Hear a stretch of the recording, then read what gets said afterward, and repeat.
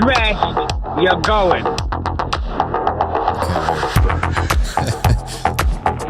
Always brings a smile to my face. Hey everybody, welcome. It's 7 o'clock p.m. on the East Coast. It's Quite Frankly the best one.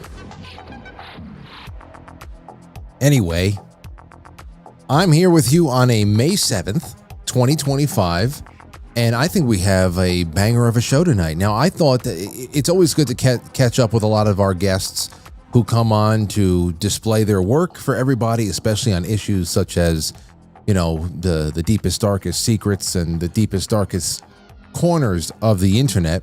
And that's what we were talking about back in October of 2024 with tonight's return guest, BX Investigates. Her Substack link is in the description of the episode, and she can be found on Twitter. I tagged her on the Twitter stream and all that stuff, so definitely go check her out if you're listening to this after the fact. But back in October, we were talking about all of the work and the sleuthing that she has done to uncover online Satanic, what she called accelerationist groups, also linked to neo-Nazi groups and all that other stuff that exploits children. And it's not a good thing. We had a very creepy ass talk back in October about it, and of course a lot has happened since then. More than 6 months has passed, and we had a couple of reschedulings, and now tonight was the final rescheduled date that we had on, or the most recent rescheduled date we had on the calendar, and it couldn't have come at a more opportune time, because all over the news, what she has been talking about for so long now is just out there in the open. She's being contacted. Her door is being knocked down by every major news outlet out there right now, and we just happen to have her on the calendar already. How cozy is that? Okay, it was in the New York Post. We'll get to that. We have the DOJ making major announcements about this 746 group and all of the arrests that are being made.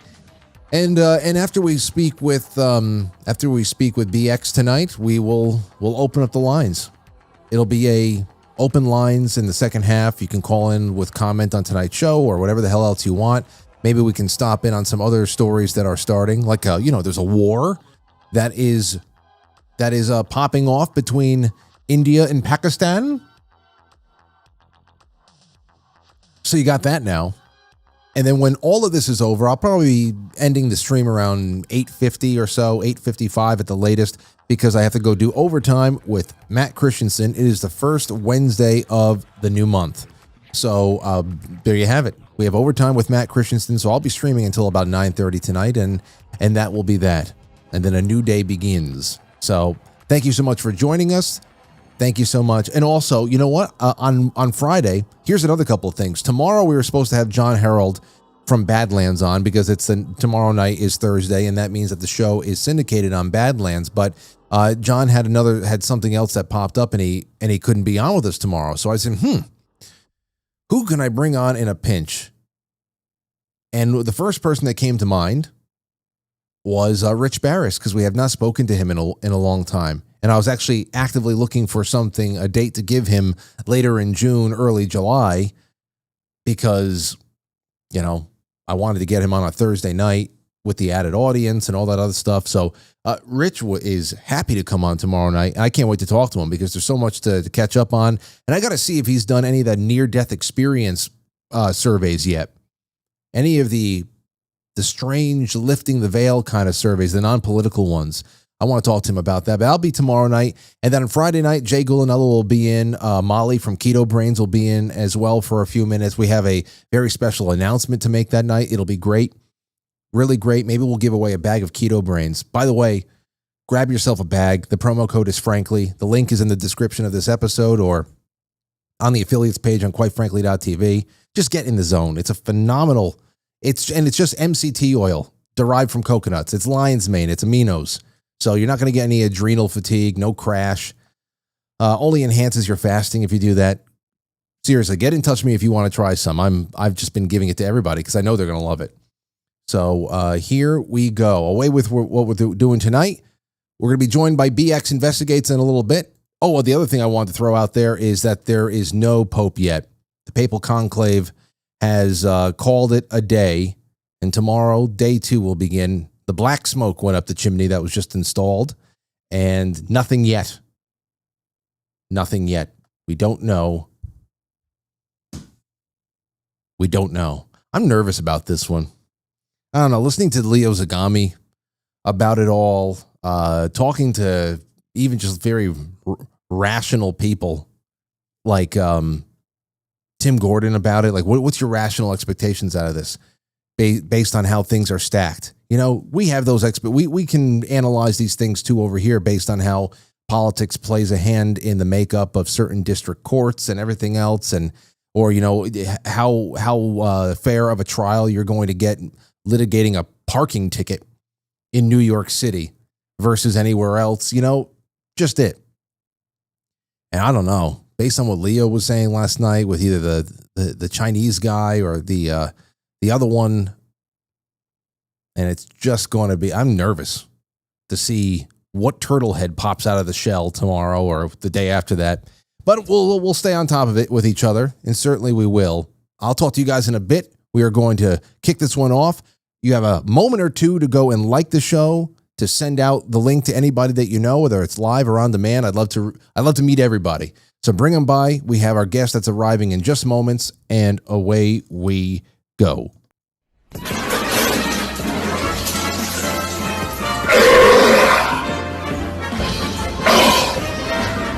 Jesus.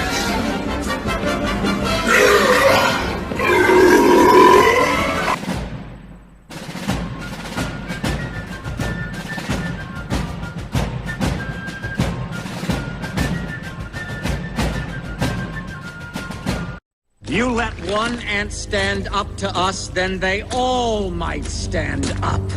Those puny little ants outnumber us 100 to 1. And if they ever figure that out, there goes our way of life. It's not about food. It's about keeping those ants in line. That's why we're going back. Does anybody else want to stay? Let's ride!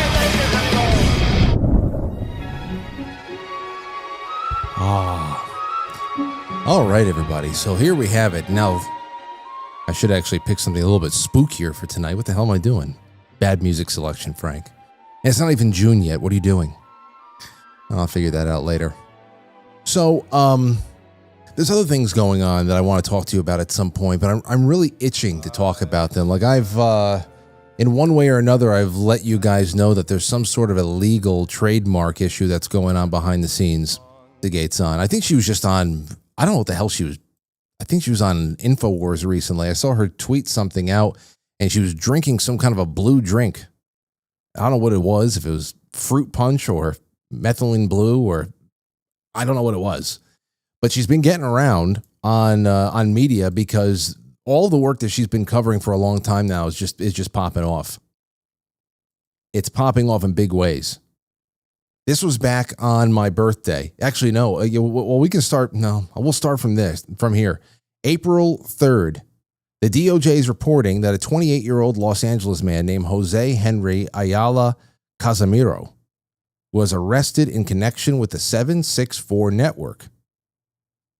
San Fernando Valley man arrested for allegedly possessing abuse material tied to online violent network known as 764. Now, this is interesting in and of itself. It's also just stomach churning. But what BX wanted to talk about is there just some other things that are going on right now just within right-wing media that is in one way or another contesting the work that she had done. I don't know if people are still contesting it now that it's being published all over the place. Take a listen to this. This is today. Neo-Nazi sextortion ring that blackmails teens into making sick videos has become so prevalent every FBI office in the U.S. has open cases. Every FBI office has open cases. A sick neo-Nazi sextortion ring that blackmails teens into making sick videos. It's not just about, doing provocative things, like sexually provocative things, but making kids harm themselves. Has become so prevalent across the United States that every FBI field office in the country has at least one open case on the group, according to a shocking new report. The FBI currently has more than 250 open cases, open investigations into the group known as 764, and among other aliases, the agency told ABC. This cult-like network has ties to neo-Nazis and Satanism, officials said. Its members target young teens on platforms like Discord and Roblox and intimidate them into filming themselves posing in compromising positions, torturing family pets, cutting symbols into their own bodies, and other acts of psychological torment and extreme violence, the FBI says. I mean, this is big. This is big. I mean, it's being published all over the place. All over. It is in no way, shape, or form a little fringe thing or an isolated incident. They're saying every field office has open investigations. And joining us tonight for the first time since October 2024 is BX Investigates. What's going on, BX? Hey, Frank. Thanks for having me back, and such good timing. I mean, it is crazy. It's almost as if you needed to, we both had to reschedule once or twice because what night could have been better than tonight with how things are popping off? For sure. Yes, I've been, and man, I have been crazy. This is a safe space, right? So I can admit that I almost just burned down my kitchen trying to fast track dinner. This is my third interview today. Having a really hard time keeping up with everything. So, I can imagine. I'm a little bit fried. I can imagine, but it's one of those things where it's got to be validating. Obviously, you don't do something like this for any kind of personal acclaim or anything like that. It's too dark of a subject matter for that to be something that you wake up in the morning and just hop out of bed and love doing. But once you caught the whiff of it and you started pressing and you found what you found, the validation must be at least satisfying. And every media spot you do at this point is only going to get the message out farther. Yeah, I mean, it's vindicating. I was kind of gaslit for a long time by various different people, including, I mean, they're still doing it, but it doesn't make any sense now because everyone's, luckily now everyone is aware of, what these groups are and what they're doing, and there's no more denying it as a conspiracy theory. So it feels good. Feels good to be early on this one, I guess. Yeah. Okay. So I want to ask you something real quick, just basic stuff. But first, is there any way that you can put the microphone up a little bit? You're a little bit low compared to myself. For some reason, the volume. Yeah, let me do that. Is that better? Oh, a lot better. Fantastic. Okay. So back in 2024, we had you on. You were talking about the work tracing the sprawling SRA and neo-Nazi groups who are targeting children and that. But you're back tonight. And for people who haven't seen you, first of all, I really would just have everybody go back and listen to that episode in October. But for those who are seeing you for the first time, could you, in a nutshell, talk about what put you onto this investigative work that you did today? How'd you fall into the investigative work you did today? You don't have to go too deeply into it because there's a whole other episode on the books, but for those who are seeing you for the first time. Yeah, so basically, I've been kind of investigating these fringe online child predator networks for a few years now. At some point, the child predator network started to intersect with the mass shootings and terror, extremist groups. And I found that very interesting. So I started to dig in, and that's where I found what we talked about last time, a little bit about the Order of Nine Angles, Satanic cult that seemed to be infiltrating some of these groups and kind of nudging people towards really, really evil stuff. In September of 2023, the FBI released their first PSA about 764, and that's the first time we heard about it, put it on my team's radar, my little small research team.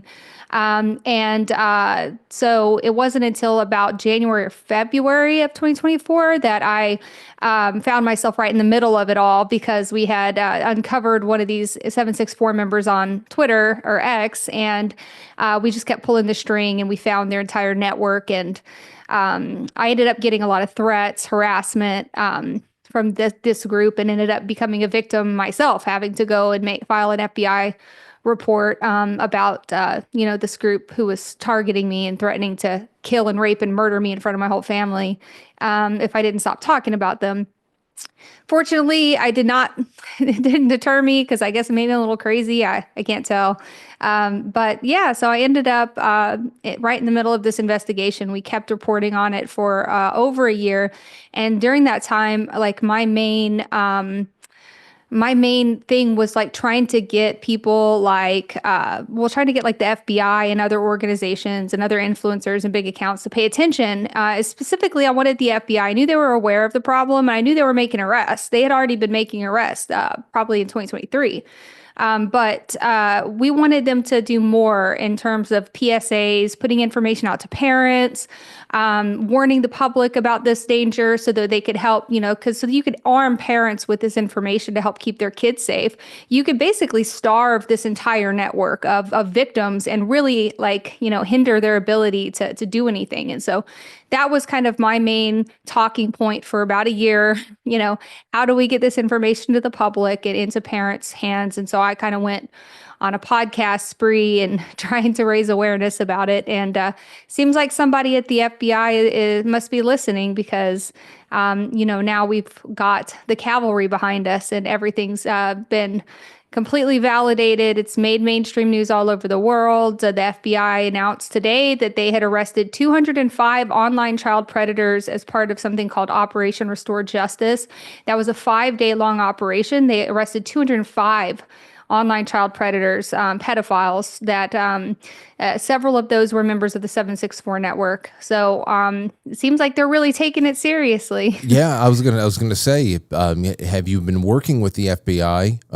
But whether you had or not, because I know that we were part of that first podcast blitz. But I'd seen you doing some work. Somebody actually turned me on to a telling of your story that you put out there on a smaller show. And I forget all about it because the next thing I did was just reach out to you and brought you on. And but since then, a lot's happened since October. There's been an election. I mean, the world has changed a couple of times over. And then here is April 3rd. Like you're saying, this is from your Twitter account. A San Fernando Valley man arrested for allegedly possessing child abuse material. And I mean, it would only go downhill from here as far as the speed and momentum goes because, I mean, damn. Here is today. This is today on the New York Post. Neo-Nazi sextortion ring that blackmails teens into making sick videos. So prevalent, every FBI office in the U.S. has open cases. I mean, it's not an isolated incident, and it's all out there. So I understand why people are knocking down your door right now because there's nothing else to say. It's all real. It's all real. I probably could have warned some certain people ahead of time that I'm not very easy to gaslight. If I were, I probably still wouldn't be here. So yeah, it's not going to work. It wasn't going to work the first time. It's not going to work the subsequent times. No, we've been very, very committed to this, to this cause. And, because of my position as the lead person online talking about it, or maybe the only person online talking about it, it gave me the ability to connect with victims, child victims, and support them and try to get them help. And some of those child victims ended up going to the police, and that led to arrests. We've been able to raise awareness to tons of parents who've never heard of this before, heard about it first through platforms like yourself, who were kind enough to let me on and let me rant about this horrific danger to kids. And so, I mean, it feels like everything's all just kind of working out the way it's supposed to work out. I would say it's definitely not. We're definitely not very close to it's not like, oh, we arrested the leaders, it's over. Like, this is going to be something that continues forever. We're always going to have to stay on top of these child predator networks, and the FBI is going to have to dedicate a lot of resources to continually monitoring this landscape if they want to continue to make sure that they don't, respawn. Well, let me ask you about that in particular before we move on to other things that happened over the last couple of days. I wanted to get to Pam Bondi next, but when you're talking about respawning and everything else, I've interviewed quite a few people on this show. Some of them are returning friends of mine who have spent quite a many years of their lives investigating cases that have to do with this, children that are being victimized, large networks that are facilitating this underground, unseen disaster of this humanitarian crisis of a dark economy that is just runs on the tragedy of human suffering. And what they always come down to is that it's just that you are always preparing, doing what you can, and understanding that it's almost like you're trying to fight the tides from coming back in. It's just constantly like that. Right. Now, we can talk about abuse cycles. We can talk about all the ways that these types of victims become the victimizers in the past. But now that we're in the digital age and we have so many other things going on right now, has any of your work led you to some kind of a psychological conclusion or whatever as to why it always comes back around to deviant, violent, sexual themes, especially with innocents like children and the more innocent members of society? Why does it always come back around there? What is it about that? Even if there's a political undertone, there's an ideological overtone with neo-Nazis, but why the sex and the violence and the targeting of children? How does it always come back to there? Well, you're talking about how does it come back to their like in this threat landscape? Or like these online predator networks? Yeah. How does a person find themselves going down a path where that's where they end up taking gleeful part in such horror? Well, I would say, and I'm not a psychologist or anything, or I'm not like a specialist in this area, but from my observations, the majority of the people who do take up this kind of abuse of kids have past trauma themselves and mental health issues. Not that excuses any of them, right? I'm definitely not trying to go there, but it is just a reality that, like you mentioned, the generational abuse, the cycle of abuse, and how hurt people hurt other people. We do see that.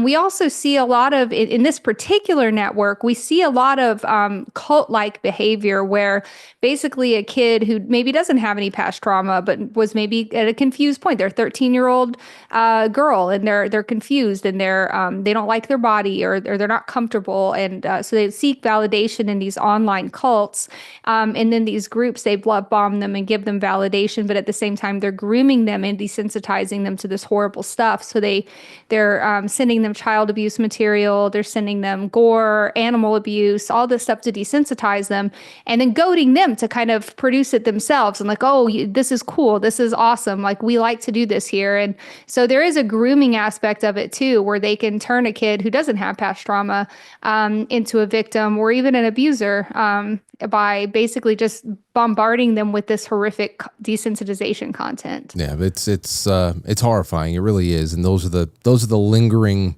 I think, the more horrible questions to ask, because where do you pull an answer from? And it's not like, all right, well, one, it seems like it's exploding and multiplying. Mm-hmm. That's what I'm saying. Well, anyway, last time we spoke, we had a couple of weeks before the election, months before the inauguration. But from a criminal justice standpoint, have you seen anything promising coming?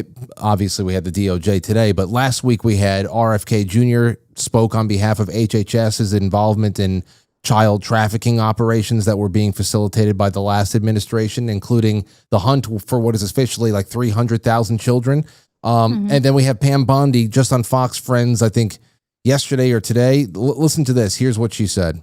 One enterprise. I want to talk about another investigation that your FBI has opened up into the 764, these predators online. What can you tell us about it?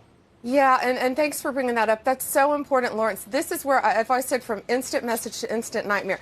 Parents need to monitor what your kids are doing on the internet. Your kids have no right to privacy on the internet. These monsters, we just arrested 2. They were Americans, but they were hiding out in Greece. They're going after our kids on social media platforms, on gaming sites, on any way they're on the internet. They're targeting our children. And what they're doing is they're infiltrating our society. It's the darkest of the dark. They're getting children to self-mutilate. They're getting children to abuse animals and then in turn abuse others. It's a horrific thing, and there are countless victims throughout this country. You're going to hear at 10:45 today, Director Patel and I are making an announcement about a separate child exploitation ring, completely separate from this. But yeah, 764, our FBI, they've been on it. They've been arresting these guys. They've been monitoring it. It's the darkest of the dark. But children are getting recruited on the internet from being on games, social media, any kind of social media platform. Parents, you've got to monitor what your kids are doing because they think they're talking to other children and they're not. They're talking to monsters. Okay, so I mean that's a lot of what you were saying there, even right down to the PSAs. So I mean, go ahead. And also after you give me some of your thoughts on this, let me know what you thought about the press conference they did later on because I did not see that at all, but I'm sure you watched it. Yes. Well, yeah, no, it's sending a powerful message to these guys, which is important because a lot of them just feel like they're completely invincible. And, and I speak from a perspective that Pam Bondi probably doesn't even have. And that's the perspective of talking to these predators personally, one-on-one. They DM me all the time. They send me horrific content. They threaten me. They make content with my face in it to try to scare me or like psych me out or whatever. I stay strong, but after these 2 arrests and after the crackdown and after these announcements where they're saying you can't hide behind a keyboard, we're going to find you. You're not anonymous. You're not. When you're abusing kids online, we're going to find you. The arrest of those 2 leaders that Pam Bondi mentioned there definitely sent a lot of the existing 764 members into kind of a frantic crisis, and they were DMing me, and some of them were threatening me. Some of them were asking to roll over. Some of them said they were quitting. Their feathers were ruffled, and that's good because these guys get off on the fact that the idea that they have this power over people, power over children, that they're these big scary monsters. But when you see these guys get arrested, let me tell you, they're not big scary monsters. They're little internet losers who do nothing but sit on their computers all day and groom kids. These people make themselves out to be these big sinister figures, but when you see them and you watch them get arrested, it takes away all their power. They have no more power over these kids once they're in handcuffs. And so I think that what they're doing right now is important because it sends out a powerful message of like, we're going to find you. And that's psychologically, that's hard for them to kind of fathom because again, they're riding on this wave of feeling invincible. We need to take that power away from them. And I guess from a public service announcement standpoint, there's really nothing too complicated about it. Just children do not deserve privacy on the internet. To what age? True. To what age? Like, what would you say? Because you know the demographics that are really preyed upon the most and all of that. At what age? I guess you have to start having internet safety talks with children as soon as they reach some sort of a age of reason, 7, 8, 9, before, and of course at that point there is reins on everything, but before the time they become adults and it's just, okay, now you're on your own. You have to apply everything I taught you. What are you telling people in particular about the internet, where to be, where not to be, what to disable? What are the biggest things you would say people have to tackle?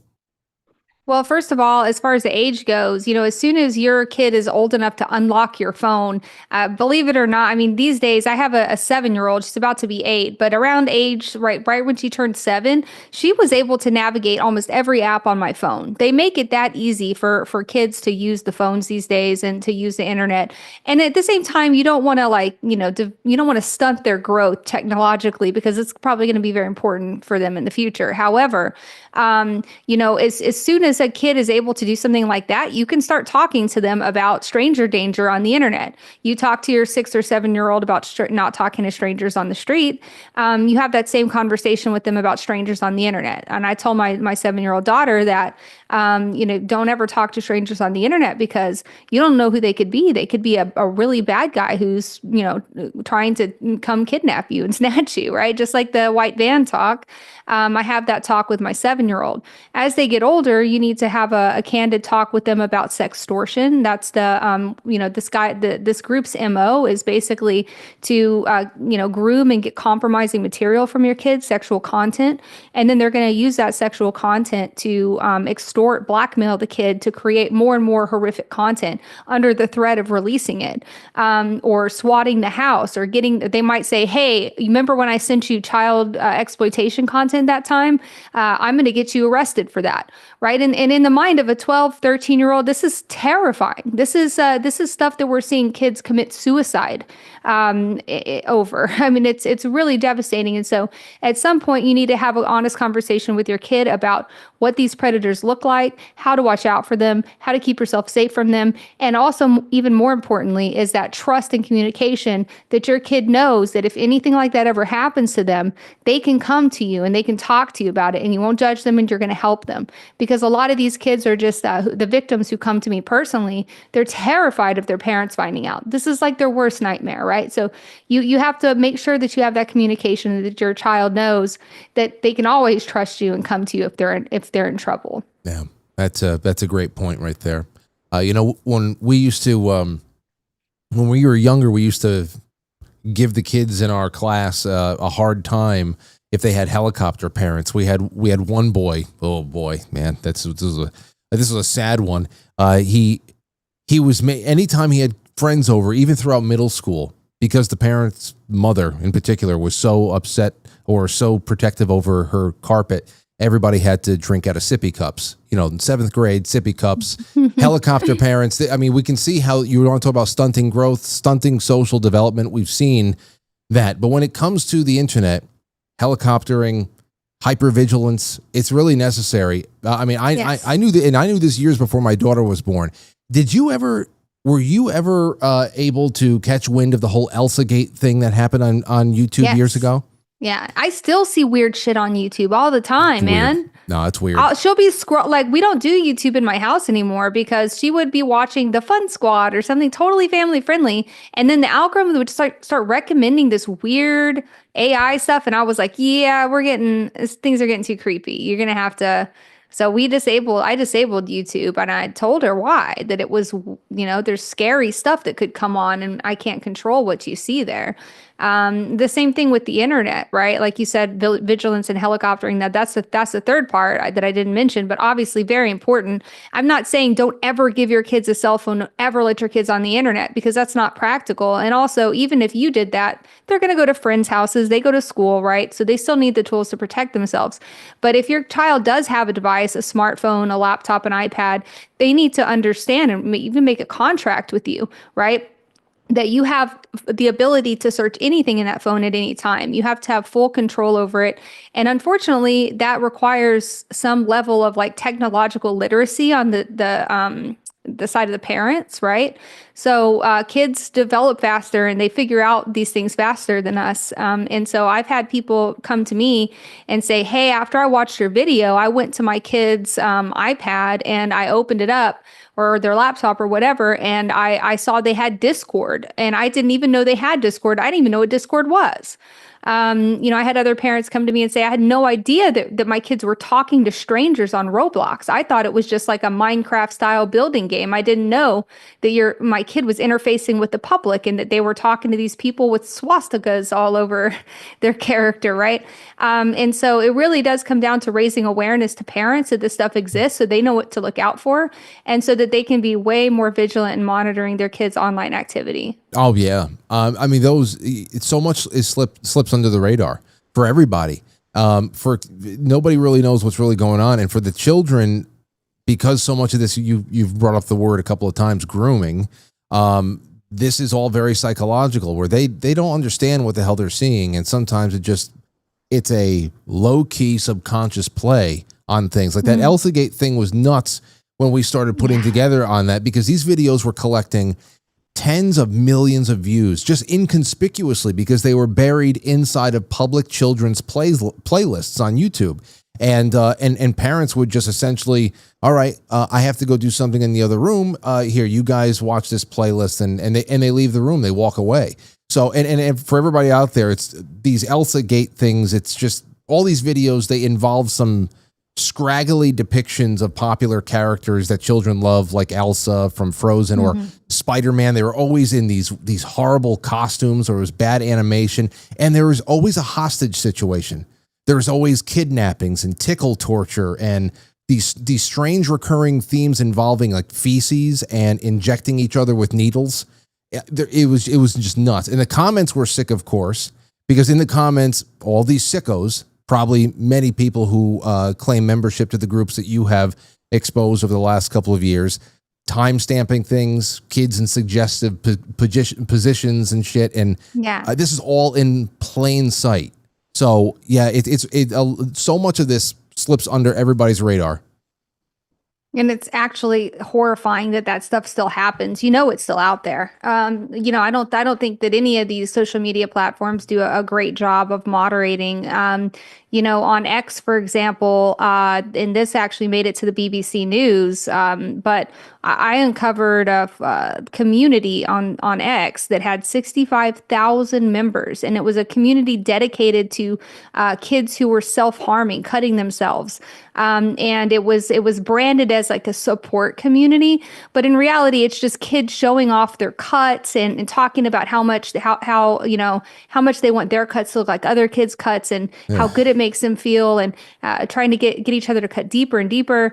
And it was horrific to see 65,000. How many of those people do you think are actually kids versus adults who are there to groom and exploit kids? And the reason that we found that community in the first place was because we had followed 764 members, and we tracked their activity, and we saw them all over the place, and they're trying to get kids into private chats. So they're definitely, where they're finding their victims, or they're getting their victims from, definitely needs to get more attention from social media platforms. Absolutely. And, obviously what comes next is the real big question. Anything that you expect? Are you just happy that things are where they are right now, that there is some significant, not only action being taken, but of course media attention being paid? Or do you suspect that there's something bigger coming down the pike? I fully expect there to be more arrests, but I think that this is probably the biggest splash, right? But for sure, I am expecting more arrests, and I'm expecting them because they promised them. I actually had to go get interviewed again by the FBI just a few days ago because of the swatting attempts against me. The FBI is also taking swatting very seriously right now, and so I had to go down, file a complaint, give them all the information I had on these people who'd been targeting me and swatting me from the 764 network. And so, the impression that I got was that they're really, really taking this very seriously. So hopefully they'll arrest my swatters soon too. That would be a really good day for me. Well, hopefully, because that shit is scary as hell. That's some really scary stuff. And to see where it's being done is nuts sometimes. It's always, but sometimes it's even worse than others. Either way, I have one last question for you, and thank you so much for your time tonight. I know that you're very busy at this point, but and I don't mean to cause any or stoke any drama, and you don't have to name names or anything, but there's something you tweeted, and I had seen this stuff developing with you over the last, couple of months, and leading up to a week like today, it really makes everything that had happened over the last couple of months even more confusing. You tweeted that obviously your top priority is to bring attention to the issue to save kids. Number 2 priority is to get to the bottom of the coordinated group of pro-Trump influencers who are running cover for what is going on. And of course, that is outright denials that the work that you've been doing on these groups is anything that is really significant enough to write home about. But now that we have post articles, we have hundreds of arrests, we have hundreds of investigations still open. We have media calling you for comment. Pam Bondi is ordering, addressing it publicly. What aspect of your past work was even being contested? I still don't understand. I don't understand either. It's so weird. Basically what happened is that I was, and actually it was when we were talking about, you had invited me on the show again already. And at one point I had to turn you down and postpone it because I was scheduled to go on the Sean Ryan show, and they had told me not to do any more social media podcasts until the show. That appearance got canceled kind of suspiciously, and it turned out that there was a group of people behind the scenes who were going around and telling people that my work was not credible and that 764 wasn't actually something that anyone cared about. It wasn't a real threat. Bizarre stuff that doesn't make any sense considering the people it was coming from. So and then obviously more people joined into that, and there was like a very obvious coordinated group doing this. And the thing is that no one took them, like everyone took my side, because you can't gaslight the whole internet, bro. You maybe could have pulled that off when I was like way smaller, when I was screaming into the ether about this 2 years ago. But now you're not gonna convince people this isn't real, right? Even before the FBI announcement, it wasn't working. So, yeah, it's very confusing. And I guess that if I had to take a guess based on my personal opinion based on observation, okay, it would be that somebody is running some kind of coordinated effort to undermine everything that the FBI does, specifically trying to undermine Cash, Dan, and Pam Bondi. And that this particular group of people will do anything to undermine the FBI, even if it means running cover for pedophile networks, I suppose, because that certainly seemed to be what was happening. It was very confusing, but I think that I just kind of got in their way because the FBI was corroborating the things that I was saying, and therefore I got kind of attacked as a byproduct of that. But that's my most reasonable explanation as an investigator and observing everything and trying to figure out what's going on. But, the personal attacks they're making against me don't hurt me. Nobody's falling for any of it. And I think that they're just making themselves look goofy, to be honest. I'm just trying to find context or, like I said, an aspect of your work that might be contested, because the FBI was being directly cited in the details of all these stories, especially the last couple of weeks. But I just didn't know what the motivation could have been to totally downplay it. It's one thing for somebody to say, let's urge some caution here and let's take a look at the facts a little bit deeper. Maybe it's not as serious, but I don't know. I just saw a lot of ridiculous food fighting going on, and today it looks even more ridiculous. It looks. It's very strange. Like I said, I really do think that there's a certain number of individuals who are, if you look at their other activity, when they were attacking me, they're also attacking, their entire feeds are devoted to attacking every single thing the FBI does or says, and everything the new leadership does and says, which to me, it looks like a really obvious political operation, right? It looks like they're set out with a very specific goal of undermining everything the FBI does. And unfortunately for them, it's a very strange battle to pick. Like, you maybe could have just bypassed this one instead of trying to convince the internet that I was a crazy person and that none of this was real, because it just backfired on them. And honestly, I should probably thank them, because I think that it Streisand affected this whole thing into the upper stratosphere in a way. Who knows? Maybe that's the reason the FBI decided to take it seriously. We don't know, but they definitely just brought more eyes on it. And by attacking me, and they also just made themselves look really weird and suspicious. So I'm fine. I'm not. I didn't take any blows in the process. We're just gonna keep moving on and keep trying to raise awareness and keep fighting these monsters and trying to keep kids safe. So. Yeah. Well, I appreciate your efforts, and I appreciate the time you have for us tonight. I'm so sorry that you almost burned down the house coming on, getting over here on time, but thank you for being on time. What comes next for you? Where are you going to be appearing? Obviously, we have your Substack that's linked in the description, and it's on screen right now. Let everybody know. Oh, and before you go, too, what the hell were you drinking with Alex Jones? I saw that video. What was that, Gatorade? It's his methylene blue stuff that he sells.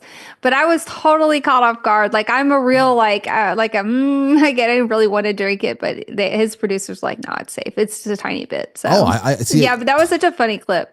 It was, because I thought that people just only, when it came to methylene blue, I thought that people who took it just did eyedroppers worth, and you had this really? Yeah. Oh yeah. Well, no, it wasn't. It was this little small eyedropper worth. Yeah. Oh, and it turned the whole water. Okay, gotcha. I was like, what the hell is she drinking? It looks like windshield wiper fluid. Oh my gosh. It didn't taste bad. I didn't really feel anything for it. I was very nervous going on Alex Jones, obviously. And also because I told him, right, I'm a native Austinite too. So, I grew up with Alex Jones. Like, my dad listened to him in the car when I was in elementary school. So meeting Alex and getting on his show and getting to shout out my dad was definitely one of the top 5 moments for me. So I was willing to drink the methylene blue. I was pressured. It was fine. I'm glad I asked, because I said, what the heck? I thought that could have been it, but it was just so much that I couldn't understand it. Anyway, where are you going to be next? Let everybody know how to follow your work.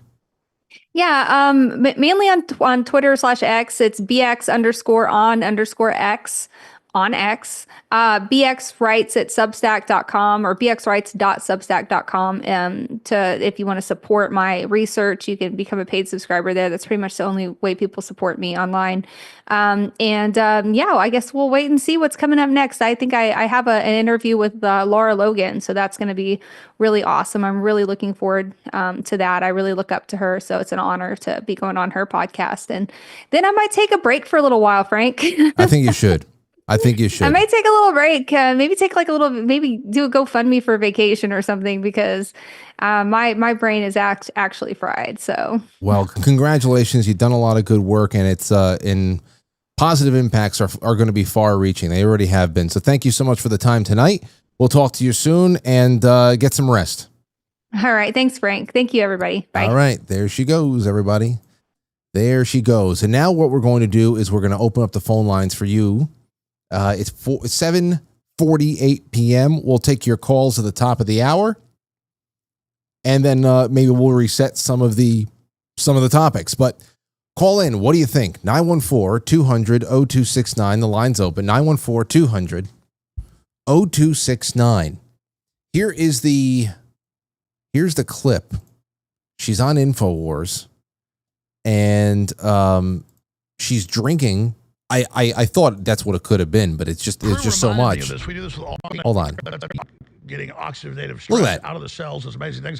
He's taken the glass. He's passing it over to BX, and I don't know. It looks like blue Gatorade or windshield wiper fluid, and she goes for it. Oh, it's actually pretty good. It tastes like minty. Minty. Yeah, we add natural mint and vanilla to it. It doesn't have a good taste normally. Oh, good. Natural mint and vanilla. Yeah, well, I've never drunk it. But call in. Let me know what you think. I'm going to go to the super chats now. Stowstube, thank you so much. It's good to have you out there, my friend. Our friends from New England, they come in strong. All right, over on Rumble, we got a Rumble rant from Kiss Chaos. Says, hi, I need some positive thoughts. I'm putting down my 15-year-old lab on Friday. Having a hell of a time. Thank you. That is rough. And I'm sure if you need positive thoughts, these are definitely the chat rooms to get them. And we salute that 15-year-old soldier right there.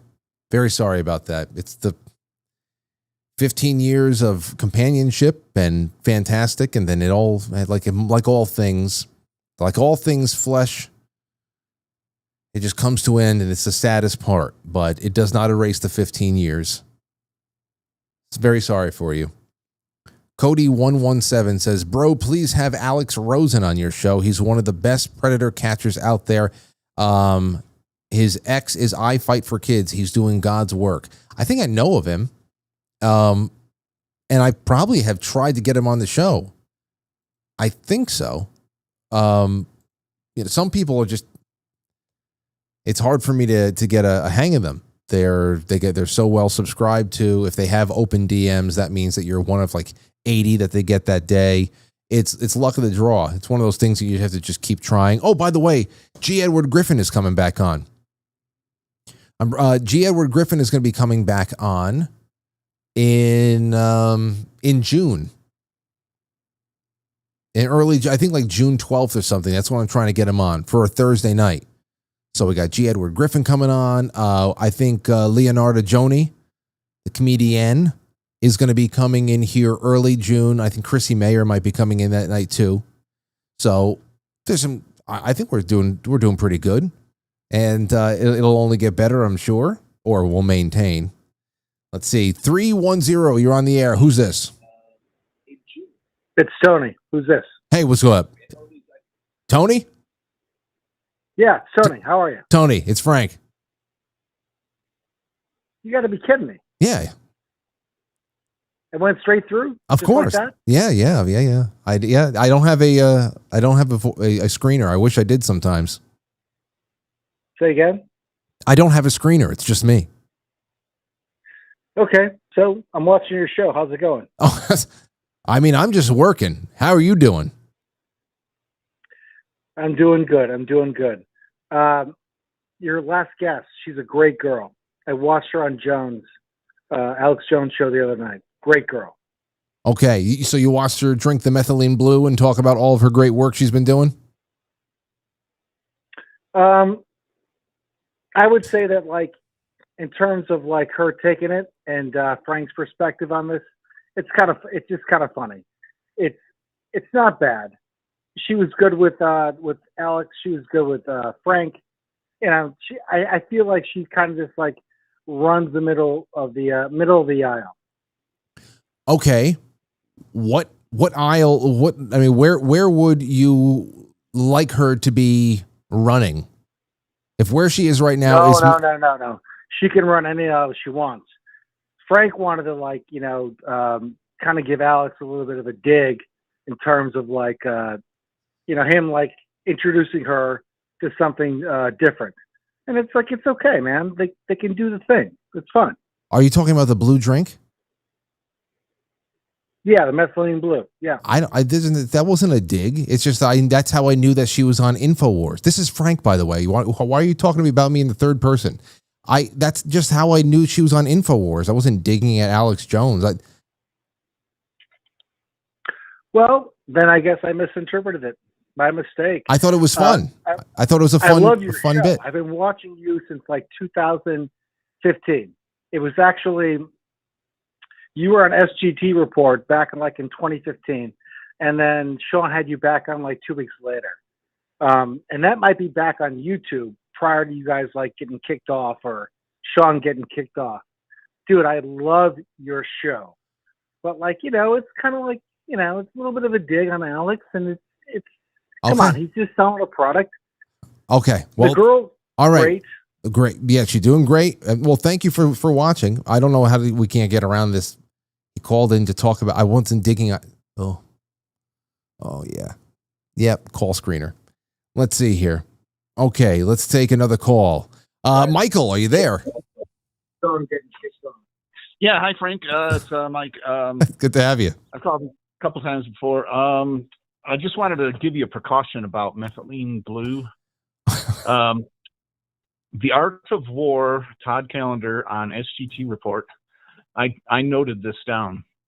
Dr. Vliet says methylene blue acts as a monoamine oxidizer inhibitor, and it can lead to serious neurotoxicity, psychosis, mania, high blood pressure, and cardiac arrhythmia. 41 minutes into this video.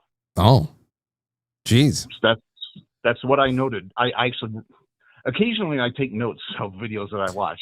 Well, you, Michael, you are coming in and you are making an example of just how divided everything is. Because I'll tell you, in the comments afterwards, there might be a couple people who agree with you, who have seen the same research, and then there's going to be just as many, if not more, people who will say, no, this stuff is the bee's knees. And here, I mean, for example, my Cultivate Elevate came on a couple of weeks ago. He spent a little bit of time talking about ivermectin, how he would say this is still a pharmaceutical product, stay away from it.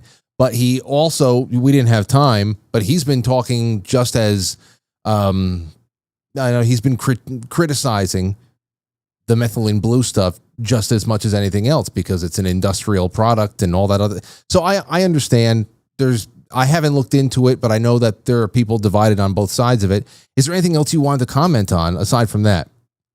No, just I would. The only thing I would say is that I know Dr. Lee Vliet has said that she's very much into studying endocrine blockers and stuff. And I mean, I would put her as a top tier source, and she's saying this can be neurotoxicity and all these other, you know, I would be very cautious on methylene blue. Well, on that, that's why I called you today, right now. Oh, I appreciate it, and it's from my standpoint. And thank you for the call. It just goes to show how everything you would want to talk about in a certain hour or so goes right out the window. I brought up that fun little clip between BX and Alex Jones on InfoWars the other day, and the first two callers about methylene blue right now. So. That is something that is on Jay Gulanello's to-do list because people have been asking about that for a while. That and the Silogit, is that what it's called? There's a lot of things to look into. So that I don't know, but I see everybody's mixed comments. Let's see here. Renee, is this you? No, this is Matt. Matt, welcome to the Frank? show. Yes, how are you, Matt? Yes, great. Hey, this is Matthew Hoffman. I see you. I sent you a book a couple months ago. Which book? The Rantings of a Middle Class White Dude. Yes, absolutely. It's in my personal bookshelf. Awesome. Are you gonna read it? Oh yeah, of course. At some point, I've got. I mean, but run. Man. What's that? I said, read them shits, man. Okay. Oh, okay. Right away. What? So, what's on your mind? Oh, nothing. I just want to call and say what's up. Well, good. It's good to hear from you. Let everybody know how to find your book. Matt H33 on X. There you go. Rantings of a Middle Class White Boy. Yeah, that's it. Okay. And it's out there. He sent it to me. I didn't think I was going to get through. Oh, yeah. I'm out here watering. Nobody ever does, but it's all good. It's good to hear from you, Matt, and thanks for the call. Yeah, thanks, buddy. All right, there you go. Yes. Got a lot of writers in the audience. Boy, okay. Let's see what the next call is all about. But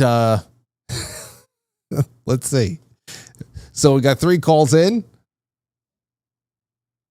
Nothing hit solidly yet. We had a foul tip in there somewhere. I don't know. We're working the count. But while you guys call in, I just wanted to take a really quick second to say I want to make a lot of over the weekend we were doing what was it, the Saturday afternoon stream. Well, I want to do another one of those. I like them a lot, but we had some great conversations there that made me realize that there's so much more cultural stuff that we're leaving out in the show. So I've got a lot of interesting things that I'm building up behind the scenes, and I can't wait to roll them out. Also, did I tell you about the? Oh yeah, 2 things real quick. This is essentially going to take the place of the intermission. Remember, the P.O. box has changed. The P.O. box has changed. It's in the description of the episode. It's on the sponsor page. It is no longer in Connecticut. It's in New York. Take a look at that. I know a lot of people have us, write to it often, especially all of our pen pals. Those of you who are pen pals of mine through Patreon and Subscribestar, all that is changing. So just take a look at it. We are already relocated on that front. Then also the newsletter is coming out on Friday. It was going to, obviously it comes out on the first Monday of every month, but there were some strange power outages in the Pittsburgh area earlier on in the week, maybe late last week into the weekend, and Krista, editor-in-chief of the newsletter and our producer of the show, she was caught up in all that stuff to the point where we could barely even communicate for a few days. So I said, no big deal. We'll just push the publishing date to Friday. So you're going to have some great stuff coming out on Friday morning. And who knows, maybe we'll do an extra, coffee stream or something like that. Anyway, 914-200-0269. And while you're calling in, I'm going to go and check out all the super chats. Let's see. Over on YouTube, Dan Schumann says, looking forward to another great show tonight. Rock on, brother. Thank you, Dan. It's good to see you out there. Star Karma says, much love. Road Trip says, Cardinal Pizza Bella. The Big Ragu, the first. Can you imagine that? That would be a big one. Cardinal Pope Pizza Bella. Or Pizza Balla? What's that? Balla. The Big Ragu, the first. Gut Instinct 1776. Represent away. Well, it's good to have you guys there. And I have a super chat goal up there right now. It ends in 59 minutes. And if we reach it, I'll host another Saturday Q&A. It'll be just straight up Q&A. We'll see about that. I'm going to check in on these gold pills in just a second, but we have another call. Charles, is that you? Hey, Frank, it's Rev. Oh, what's going on, Rev? Good to hear from you. Not too much, man. But I'm sorry. I'm just gonna tell you, I'm probably gonna disappoint you with this call. Okay. I don't have any books to sell you. Damn it. I'm not here to say that you're dissing AJ. I'm not here to promote SGT, even though I do love Sean and I listen to him somewhat regularly. What about methylene blue? Do you have any comments on methylene blue?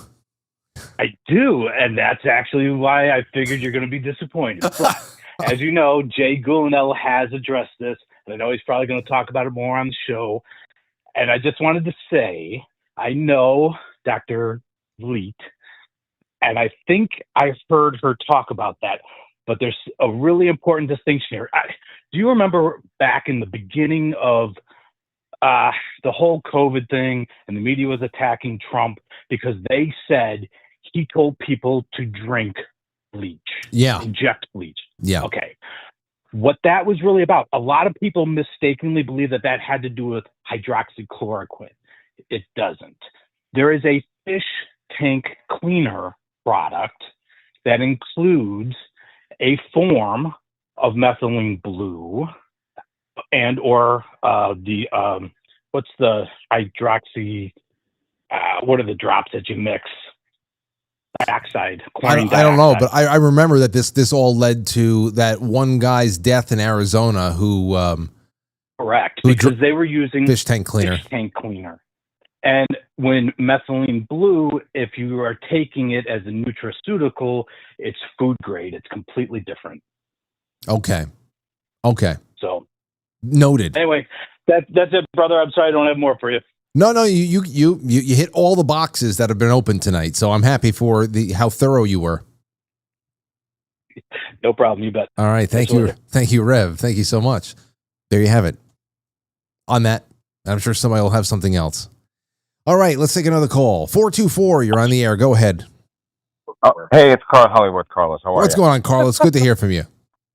Hi, how are you? Great show. Thank you. I love that girl, the guest you had on.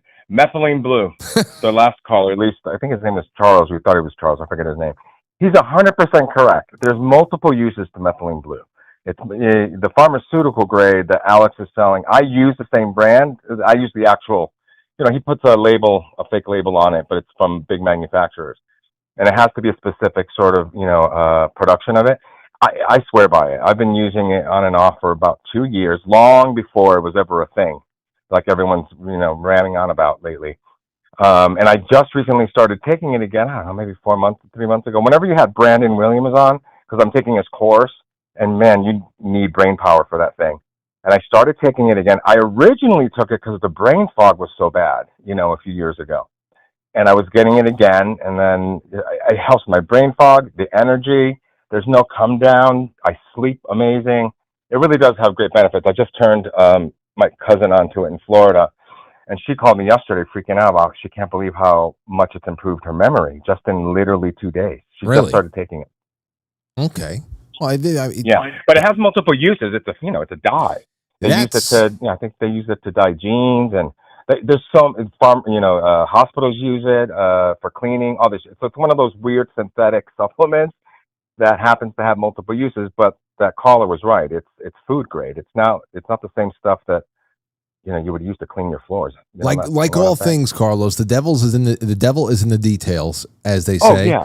And that's usually when it comes down to whenever somebody takes a stance on anything, especially when it comes to a product, a healthcare product or something like that's getting a lot of attention, I'll go to the comments, I'll go to the reviews, I'll see somebody shoot it all down, and then there's somebody saying, no, what you're thinking about is a very specific compound that is used here. This is something else. So there's also not a lot of context, and everybody. That's exactly right. It gets lost, and everyone wants to jump on the bandwagon. Everyone has strong opinions, myself included. But by the way, before I forget, you have to watch the episode last week where Alex gave it to Roseanne. It is so funny, so funny.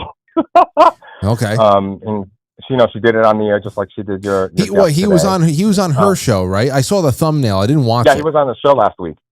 Gotcha. He was on the show last week. All right. And yeah, I said in the chat, and I'll say it friendly here. I'm like, everyone's got an opinion. It's like that phrase they say, opinions are like a-holes. Everyone's got one. That's pretty much what's going down. And big warning: if you do SSRIs, you should not take it. It will make you go buku crazy. And there's tons of research that's come out, of late. There's now thousands of studies from all over the world you can look at. Everyone has a different perspective. I saw the episode where Dr. Vlee talks about it, the whole thing. She's, in my opinion, being overly cautious, but hey, she's got a right to her professional opinion. Right on it, I'm glad you bring that. I'm glad you bring that up, Carlos, because a lot of the times it's not necessarily the reason why I hesitate to get into anything before I run it by several friends, and I do a lot of talking, and then if I still can't really make heads or tails of it, I just throw it open to the open lines and see what people at home think. But one of those things where you can take something that perhaps is completely harmless in and of itself, and then you get into the very strange and unpredictable world of chemical interactions. For example, that's right. Something as harmless as quercetin is. Right. I have learned that if somebody's on blood pressure medication, you should not take it. Quercetin is something that you should be a little bit wary of, or at least don't take it under any circumstances that under a doctor's supervision. If they know that, hey, you're doing this for immune support, respiratory support, allergy support, histamine support. I mean, it's great. Quercetin is like an active chemical compound that's in red apples and all that stuff. It's whatever, but at the same time, you're talking about how's the safety profile, and then all of a sudden it has some strange interaction. So those are the. By the way, things. All supplements you have to be careful. Like just because you're taking vitamin C it doesn't go with methylene blue. It cancels it out for some reason. I haven't done research on that particular aspect of it, but like anything, you can't just buy a supplement and take and think it's going to work. I mean, I luckily have a doctor who is open to natural stuff. And so we balance it out. I'm able to call him and get his opinion, and he gives me the pros and cons and leaves it up to me ultimately. But, it just depends on the perspective of the medical professional. But you should definitely go to a medical professional first. But yeah, you're right. It's like, again, I don't take it. I'm not on anything. I'm not on statins. I'm not on anything. I'm not on any, prescriptions or anything like that. So I don't have to worry about it so much. But you can, just like anything that's great, you can always overdo it and harm yourself. So everyone should be careful, but I swear by it. Yeah, high on life, Carlos is. It's good. It's good to hear from you, my friend. Likewise, buddy. I'll talk to you soon. All right, take care. Carlos from Hollywood Insider. Anyway, oh man, this is where we're going to continue going on, shall we? Let's go to our gold pills. The lines will still be open. It's 8:09. We're going to keep rolling for a few, and then we're going to bleed right into Matt Christensen's show at the top of the hour. NX17 says prayers for BX's safety, protection, and blessing. Lobster Mobster says great interview, Frank. Thank you. Hogleg, thank you. Crown Weaver says my condolences to the one having to let go for our scratches. Having to let go for our scratches. Come on, Franklies, get these numbers up. Oh, for the scratches. Yeah. Let's see here. Delona sent an EMP. Incredible. Hog leg, thank you. Stoves Tube says, what's this goal I hear about? Oh, no. Now look what you've done. Delona drops an EMP. Stoves Tube says, what's the actual goal here, huh? Asking for a friend. Hey, now the EMP, what is this, India and Pakistan? I shouldn't make jokes, but things are getting bad out there. We'll read about that in just a second. Dragonfly27 says, I work in a chain health food store. Customer asked for, I guess, methylene blue daily. Corporate says it's a pharma product and cannot sell. Swickly says, very important not to take certain medications with methylene blue. That's what I'm saying. There's a lot of, I am not in the recommendation business with that because I don't know. You know, it's one thing, it's lion's mane and a little bit of MCT oil and you add it to your coffee and but it would have to go through several layers of consultation that I would need for that. Delona with another EMP killing me over here. All right, 914-200-0269. I just saw another call that came in that I missed. Travis, call back in. I see you. Here, in the meantime, here's AG Bondi saying the FBI is reviewing the Epstein files before release. This is, again, today, May 7th. I'll read this and I'll get back to your calls. Take a listen. James Comer said yesterday that all the Epstein files are missing. Can you confirm the status of them? We still haven't heard from you. No, the FBI, they're reviewing, there are tens of thousands of videos of Epstein with children or child porn. And there are hundreds of victims. And no one victim will ever get released. It's just the volume, and that's what they're going through right now. The FBI is diligently going through that. I haven't seen that statement, but I'll call him later and find out. So somebody asked about that. Just all very related to 764, why when somebody hears about arrest, I mean, they were talking about hundreds of arrests. You're talking about hundreds of investigations, something that is being covered in a very big, provocative way. It has to be all very positive. That's a positive development. But at the same time, you're going to get a bunch of people who are just like, yawn. How much do we know about Epstein over the years? Only one person has gone to jail? Only one? We'll get to this in just a second. Travis, you're on the air. Go ahead. Hey, what's up, Frank? How you doing? Oh, I'm doing good. Hey, I just want to say I'm super glad you did a show today about methylene blue. Thanks, man. I spent all day writing it and waiting for this. I spent all day writing it. I'm so glad it went off without a hitch. Damn, your fucking shit got hijacked for like 30 minutes, bro. It was my own. I brought it up. It's my. Oh, I know, but it's funny how, like you said, it just takes on a life of its own. It does. It does. Anyway, I was honestly just calling to say hi, bro. I haven't called in a while. Well, it's good to hear from you. I was waiting for King to call in too, because like after that first caller that's been calling you since like 2015, but he didn't know that you can answer your own line. Right. I was like, oh, King's gonna call any minute clowning, but he didn't.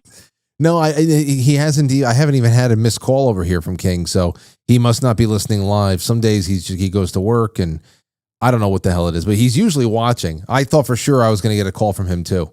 Because how do you listen since 2015? First of all, it's impossible to listen to me since 2015 on YouTube because we didn't start doing YouTube broadcasts until about 2016. Up until 2015, late 2015, when we moved in here, we were still almost exclusively on Ustream, which is where we were since about 2007. And then from 2006 to 2007, it was only audio. So if you're an OG viewer of this show, you've been here since the beginning, you can only ever watched us on YouTube as early as 2016. And to go all that way and not know I don't have a call screener is a little sus. Yeah, a little bit, dude. I think it's funny because you'll go through these phases where it's like, dude, all these callers are like, you'll go through phases where it's smooth for a while, and then you get a bunch of them again where it's like, okay, what's going on with the fucking calls today? Well, Travis, you know what has been an absolute game changer? It's been the voicemail. And we are really going to be leaning into the voicemail, especially for posing questions to guests as they come on, because the voicemail has been a wonderful way to preload everybody's thoughts, opinions, and takes on any given topic for any guest that's coming on, and to be able to go through them, curate them, and get like the top three, cut down on redundancy and all that. It's been really good. There's nothing like open lines. There's nothing like it, though. You have a voicemail? You have a voicemail where people can leave voicemails? Absolutely. And I'll tell you about that right now. Thanks for giving me the segue. Hey, right on, dude. Good to talk to you, Frank. All right. Have a good one. Now, in the description of the episode, so we've changed our P.O. box. Okay. But we've also added a voicemail. And it's in the intermission, the new intermission from yesterday. You probably saw it. The new intermission says, leave us a voicemail. Now, there are some days that we are building up topics for a voicemail, but it can also just be a line where overnight you have a thought, something, a theory, whatever the hell you want to drop us, and it's just there. Just leave your name and where you're from. Hey, this is Frank from Chicago. And I just wanted to say, I just wanted to ask a question of our guest tonight, or whatever thread we put out. Sometimes we'll build up a topic over the course of a few days or a week, just to make sure we get enough in there. But it's a game changer, and for those of you who can't listen live, it's a great way to get you guys involved. So the link is in the description of the episode. The URL is SpeakPipe. That's SpeakPipe.com. SpeakPipe.com/quite frankly. Okay. Not the one and only, but the best. The best there is. SpeakPipe.com/quite frankly. And we've been integrating it into the show for a while. And I think that this is going to be a really great thing, just to make sure that we can get a lot of people in on this. You remember that's where the TL Spud voicemail was the other day. Listen to this. I know exactly what I would do after breaking up with my future first wife, of course. This is if he woke up in 1995 and the last 30 years was just a dream. This is from Friday night. I would drive to Las Vegas and buy futures all over town on the Houston Rockets to win the NBA championship. They were 6th in the West, I think. The odds would have been incredible. I would have then taken that money and bought hookers and blow, or gold and Orange County real estate. See, it's a perfect contribution to a show. Incredible. I downloaded that. I still have to make it into a soundbite. So that's what we have on that end. All right, let's take another call, shall we? 914-200-0269.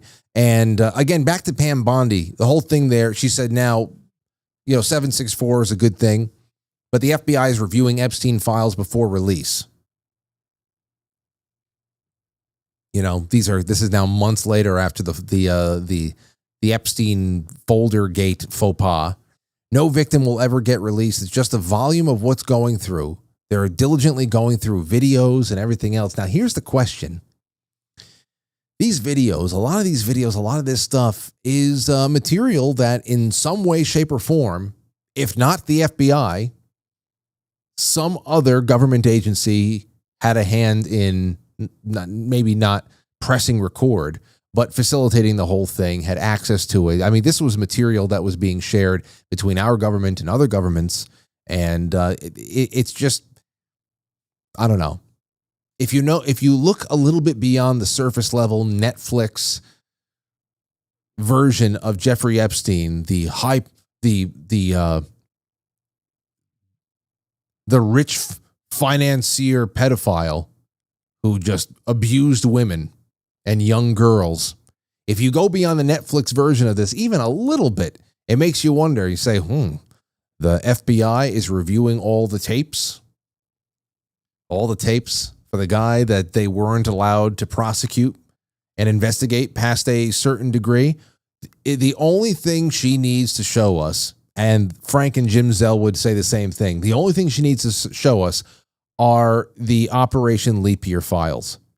it's got to be leap year. If that's it, show everybody what was picked up during Operation Leap Year.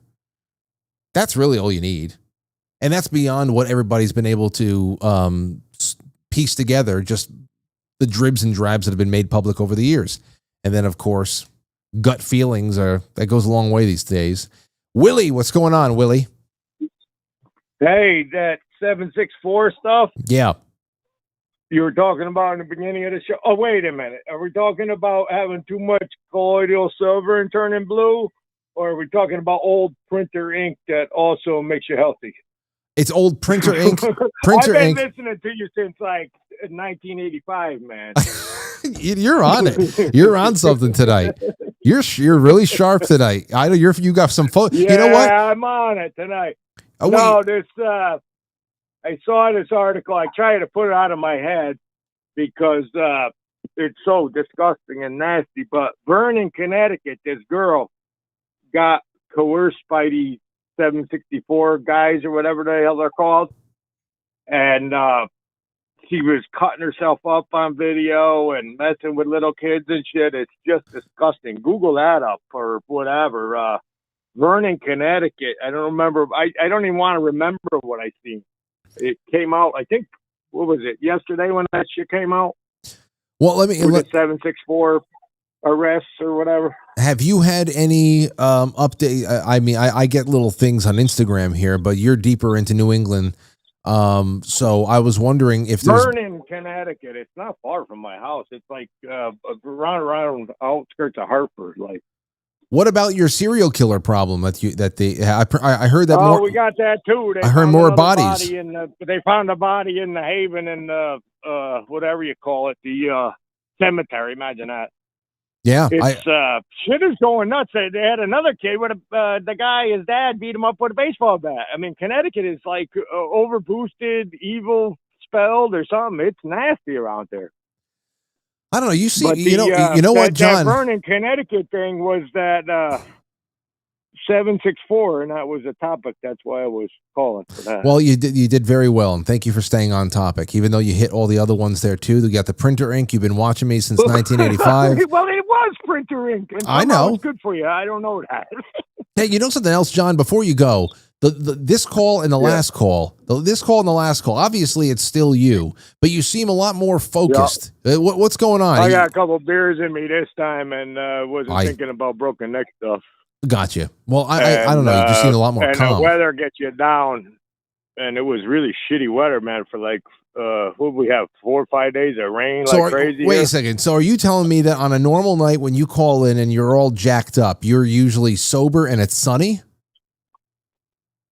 Well, I don't know. It just different. It just depends on my attitude, I guess. And I was just laughing a lot because of the everything that was going on. But I'm trying to laugh it off because I don't know how to even put it. I get you. Because it ain't a funny thing, this child trafficking crap. No, there's nothing to laugh about. That it's the worst thing ever. But I don't know. I get you. I don't know why I have a better attitude today. Because I think the sun came out today, and I got some vitamin D in me, and all my bones don't ache. You know. The last two calls have been remarkably reserved and focused. But thank you for the call. All the best to you, my friend. Yeah, same here. And look up that 764. They just got arrested, and it was a young girl. I don't know, she was like 16 or 15 or some shit, and somehow she got hooked up with them nasty people. All right, later, bye. Okay, I'm going to check it out. Thank you so much. That's John from Connecticut. He's been watching for 40 years. 764 arrest in Connecticut. Let's see. There was no specific reports on the provided information detailing arrests specifically tied to 764 in Connecticut for May 2025. However, a post on X from May 6th of 25 highlights ongoing investigations related to the group in Vernon, indicating law enforcement's focused on the issue. Okay, so you don't know. It could be And I mean, listen, if there's multiple investigations per state, if you say that the FBI has over 250 investigations open right now, and there's only 50 states, God knows where one fish leads to another. Okay, you know what? We're going to take a really, really quick break. When we come back, more of your calls, a little bit of what's going on between India and Pakistan, because I'm sure we'll be commenting about that on Matt Christensen's show after the fact. Don't go anywhere. What really happened on that Thursday here at Augusta High School that led to Chris Wood's death? The fuck is that? Shit! I'm dying in this fucking country ass fucked up town. Shit flying in my mouth. The fuck? I can't see pollen. Let's get the fuck out this country, motherfucker. I can't even see me. Welcome to Perpetual Health Minute, brought to you by Quite Frankly. What if heart disease is nothing more than a response to injury? Well, this paper from 1976, Russell Ross, PhD, argues that exact point. He argues that things like inflammation, smoking, blood pressure damage the arterial walls, and then cholesterol and clotting tissue show up to repair the damage. And when this repair mechanism goes out of control, that's what causes arterial plaques. So does this change the way you think about heart disease? I hope so, because a lot of new research on cholesterol is coming out in the next few years, and the Quite Frankly audience, as always, will be ahead of the curve. If you like this video, please follow the new Perpetual Health Rumble channel. You can also follow us at perpetualhealth.substack.com. But for now, thank you so much for watching. Back to the show. What the fuck, man? Hash on the beat. Are you crazy? Fucking bloody bastard. Fucking bloody bastard, bitch. Fucking bloody bastard. Bloody fuck you, bloody bitch. You are fucking, you bloody. You bloody, you bloody. Fuck me, I fuck you, bloody. Fuck me, I fuck you, bloody. Well, fuck me, I fuck you, bloody. Fucking bloody. Things are getting serious. So here we go. From The Sun, nuclear war could break out at any time, warns Pakistan defense boss after India airstrikes. Man, so India already dropped bombs. And everybody's like, oh boy, here we go. Nuclear war could break out at any time if India continues strikes. Pakistan defense chief has warned his country teeters on the brink of conflict with India. Defense Minister Khawaja Asif gave the stark warning in an interview with Pakistani TV channel Geo News as tensions between the two nuclear powers continue to reach a boiling point. A lot of destruction there, we see. Yeah. The minister said if India, impose an all-out war on the region and such dangers arise in which there is a standoff, then at any time a nuclear war can break out. He added, if they aggravate this, then if a chance of war arises in which there is a sign of nuclear option being used on both sides, then responsibility for that will be on India. Pakistan's prime minister earlier blamed India for igniting an inferno in the region after bombing his country overnight, and has now authorized his troops to fire missiles back. Nuclear war in the region is feared to kill as many as 125 million people, and the world has called on both sides to step back from the brink. New Delhi, meanwhile, has said it is prepared to retaliate against Pakistan if it does return fire. I hope they talk about why. This is just something that has had hit me on as we're coming into the show tonight. So let me grab this for the second half. We'll read it together. The nation stands galvanized and resolute in the face of any further aggression. Fears of an all-out war are growing as Islamabad says India's missile strikes deliberately targeting civilians, killing innocent men, women, and children in what is branded a cowardly and unlawful act of war. So, yeah. There's a lot. There's a little bit more here. His foreign secretary, David Lammy, said, I have made clear to my counterparts in India and Pakistan that if this escalates further, nobody wins. Pakistan claims to have shot down 5 Indian warplanes in response to the blitz. Heavy gunfire also broke out along the volatile line of control in Kashmir. So there's a little bit more here that we will get to the bottom of. But let me take a call. Zachary, go ahead. Number when we call in. Yeah, first time caller. I'm also a fellow content creator. Been on the tube for about 12 years. Your name just got passed off to me last night, and I'm glad I found your channel. Is it true you like to focus on the Jesuits and their influence in the world? Well, I interviewed Leo Zagami last night, and he certainly does. Oh, okay. Maybe that's why it got passed on. Somebody said that you like to focus on the Jesuits. Okay, so it was last night's topic. Leo Zagami wrote it's the 12th book in his series on the Illuminati, and he focuses on the Jesuit order in that book.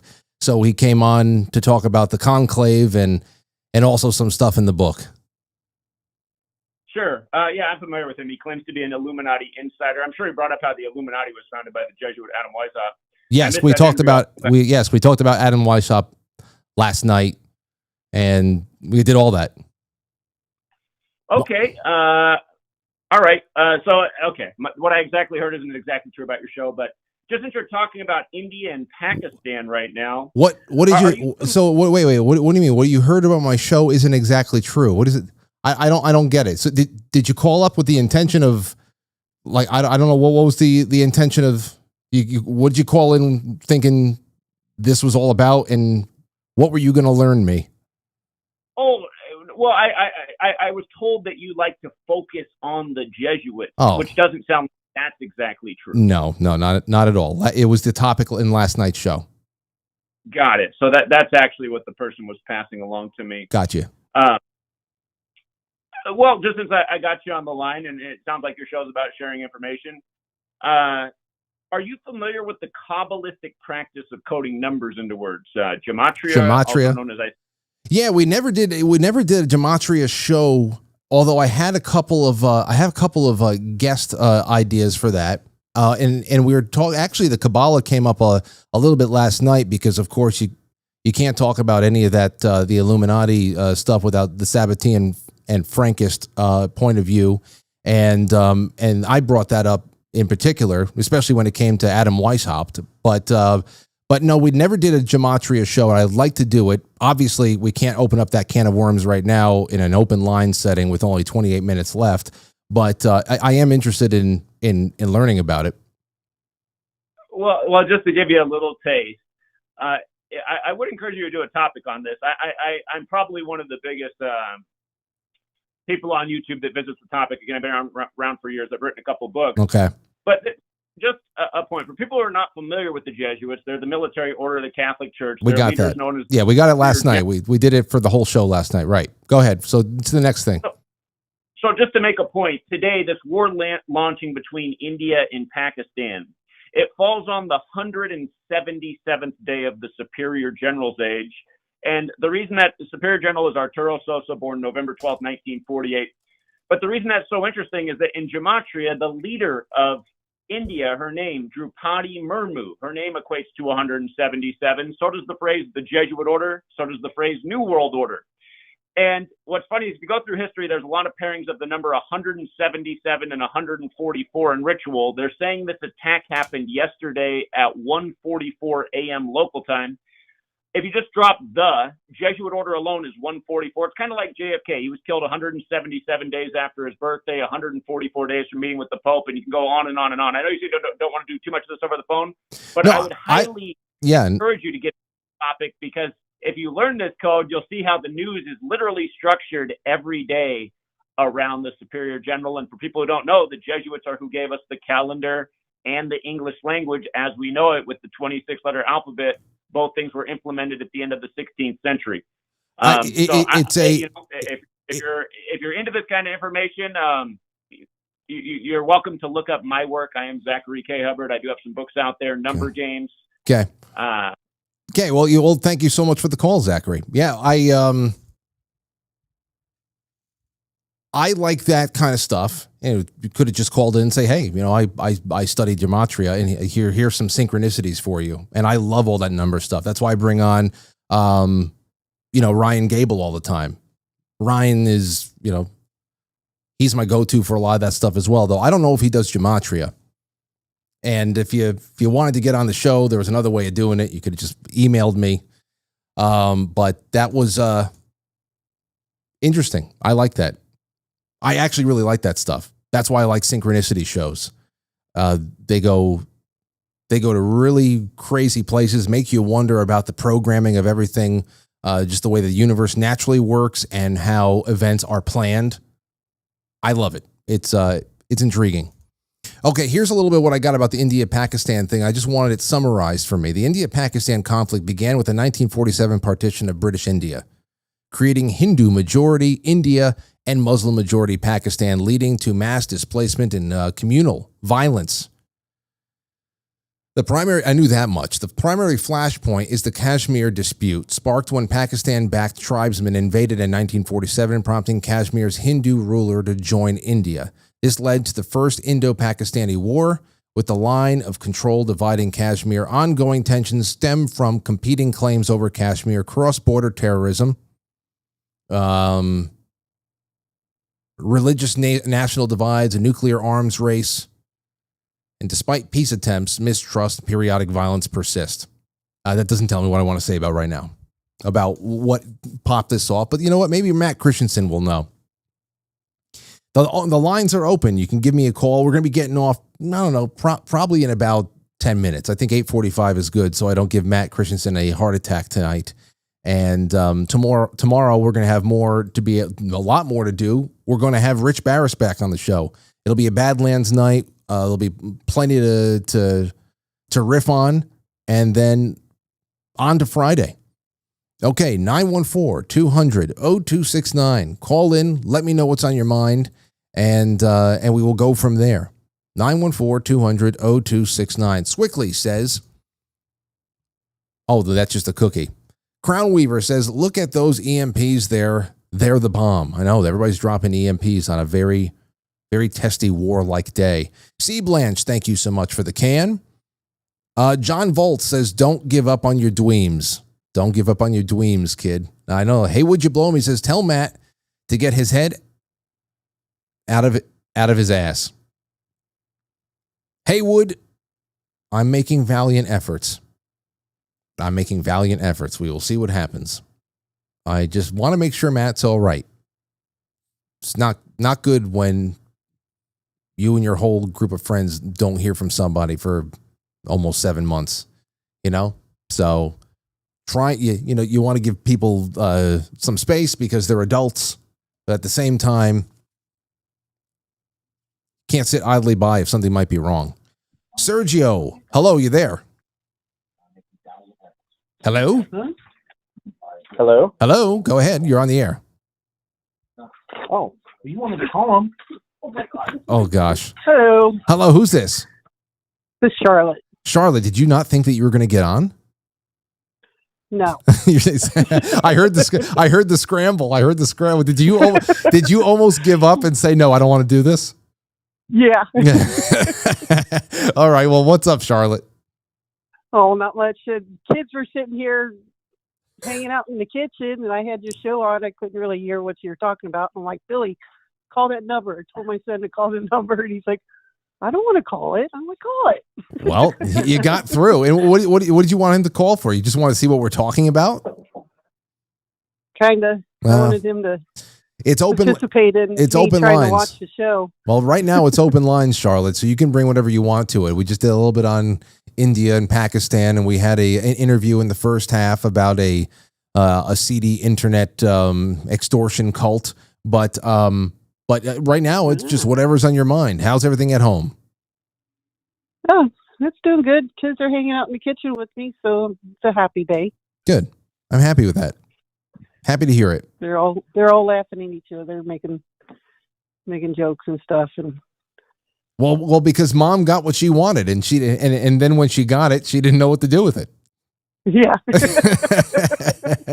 Anyway, good on the kids for actually following through and dialing the number. Watch it. They're going to do it more often now, just to screw with you. Yeah. All right. Yeah. I did at one time. I do right now. I have a rotary phone. I tried to call you on once, and it just didn't work. I guess the digital doesn't dial up fast enough. Charlotte, you have a rotary phone? Yes. How old are you? 53. So you're just into collecting antiques then? That was it your parents? No, I got it. I'm not sure where I got it. Tag It's sale? probably from like the 50s, I think. Yeah, I mean, I grew up using a rotary phone. I mean, I think we're the last generation. If I were to put that in front of any of my niece, my nephew, or especially my daughter, they wouldn't know what the hell that was. But that is that you're committing to something right there with the rotary phone. Well, I kind of had two of my cordless phones. The batteries died, and so I had that one. I'm like, oh, I guess I'm gonna have to plug it in. First time the dogs heard it ring, they freaked out. Yeah, I know. It's a very abrasive pretty bell. loud. And I always think about Yeah. those old, I forget what movie it was. It creates a lot of tension when you have to make an emergency phone call and you have to pick up the rotary. You know, if you have to make a phone call emergency, you hear footsteps at the bottom of the stairs or something like that. Yeah. And you got to dial 7 numbers quick. But you can only dial it as far as the rotary goes back to set again. So Yeah. anyway. Yeah. I'm glad I was trying to teach the kids how to use it. We might be going back to it soon. And to slam the phone down. I was like, see how satisfying that is? Oh, yes. You know, And nothing when you breaks. hang up with somebody. Yeah. Nothing breaks. With the old rotary phones, if you can find a way to get yourself inside of one of the rotary phones, inside of the shell casing, you can survive a nuclear blast. Oh, yeah. Yeah. So it was made for very, very emotional conversation. And I love it. I don't know. There's something about it. Thanks for the call, Charlotte. It's good to hear from you. Thank you. All right. Take care. Have a good one. Yeah. And all the best to the kids, Oh. too. What? Oh, yeah. My daughter's name is Frances, and everybody calls her Frank. Oh, good. So she wanted me to tell you that. Well, you know, one day when there is a Quite Frankly meetup somewhere by you, I'll get to talk to Frank, and it'll be Frank meets Frank. Yeah. All right. Take care. See you later. You too. All right. Bye-bye. Bye. Yeah. The rotary phone, it's one of those things where, you know how when you rack a shotgun, even when you're a kid and you're just listening to the old Schwarzenegger, action films, any time that people are just loading weapons and handling weapons, even when they turn it over, it makes just ridiculous clicking sounds and all that stuff. You just wanted to do something that clicks. There's a lot of very satisfying sounds that come out of the old school rotary phones. Not only just putting it back on the receiver, click, slam, nothing's happening to that damn thing, but even the I don't know, whatever. Sounds like a sprinkler. Good stuff. All right, let's see here. Hey, Would You Blow Me Too says, do you know about Rattletrap 1776, a.k.a. Derek Johnson, the country singer? He tells you the laws and the orders we've been under since 2016. No, I don't know about that. I've never heard about it. You can send it my way. All right, let's take a call. Caller, you're on the air. Go ahead. Who's this? Hey, Frank, it's Kelly calling from my landline. Wow, Kelly.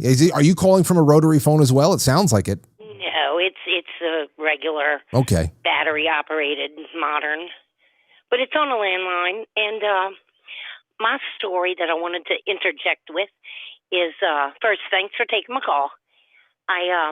When I was 15, I was spoiled, raised by my grandparents, and my first boyfriend was on the phone with me. At 15, for my birthday, I got my own phone and my own phone number for my room. And that was really big back then. This was in the 70s. And it was a Mickey Mouse phone. And Mickey's arm was where you hung up the phone at. And me and the boyfriend had a fight. And when I slammed down the phone, I broke Mickey's arm. Oh. I know. I wish I still had that phone. It'd be worth some money. Yeah, well, I don't know if it'll be worth any money, but it'll be a nice little sentimental piece, something you can keep somewhere in the house. Oh, there's so many of those phones I used to love. There's like a phone that had an extension. It almost looked like a squirrel tail. It almost looked like I thought it looked like a banana. My aunt had one of them, and it held onto it. There was the phone, and then there was something else onto it. Almost looked like a squirrel tail. And then, people had the mallard phones with the duck. They had, there's so many different types of phones. Then the phones started getting really interesting in like the late 90s, early 2000s, because they're so damn cheap to make that they would make the see-through phones that you can see all of the you can see all the circuit boards on the inside and these crazy lights that, you know, so everybody and their brothers and sisters were having all these crazy phones put into their bedrooms and stuff that had all these twinkling lights on it. But now it's just that's all gone away, unfortunately. Right. It was Anyway. a lot easier back then, I think. Yeah. Yes, it was. Well, thank you for calling up and telling us about the Mickey phone. We love you. Love you too. Have a good night, honey. You Bye. too, Kelly. Take care. All right, everybody. That's all we have for tonight. I appreciate you all for coming by. We didn't quite hit that goal on the super chats in YouTube, but you know, who knows? I can't promise you, but maybe we do a cigar stream or something like that on Saturday or Saturday night. I'll just set myself up in the kitchen and pack a hookah or something. Who knows? I'll show you guys how to pack a hookah, Frankly style. Maybe that will do, but no promises because we didn't hit the goal. Other than that, I'm going to be live with Matt Christensen in a little bit less than 15 minutes. So go to the Matt Christensen channel. He's also tweeted out the link and everything else. I'll see you over there. Thank you for everything. Thank you, BX Investigates. I'm going to be releasing the scratching right now over there on Pilled. I appreciate you all for being so generous and giving to the show. It keeps everything really moving along nicely over here and keeping the lights on literally.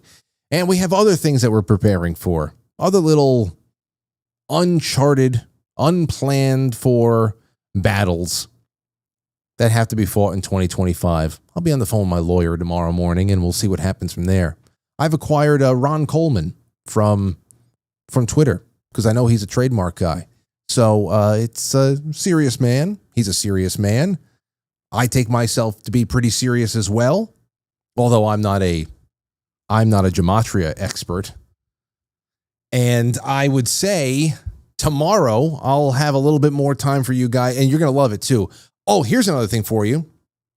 If you want to try out the voicemail, go to speakpipe.com/quite frankly and leave a question for Rich Barris. Leave a question for Rich Barris. Think about it real hard and leave a question there, and I'll see what comes in, and that'll be fun. That'll be a nice way of getting him some questions from the audience, even though there's plenty to catch up on. So thank you guys. Thank you so much. It's good to have you here, and I can't wait to see you all again tomorrow. Be well and good night. I'll catch you on the flip side.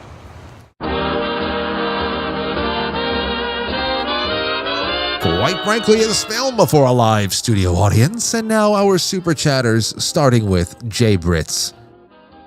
Jay Brits and Stowstube. Thank you guys so much for contributing. Thank you to everybody on Rumble, from Kiss Chaos to Cody117 to Hey Would You Blow Me, to all of our friends, Dan Schumann, Star Karma, Road Trip, Gut Instinct 1776, and John Volts. There's so many of you out there.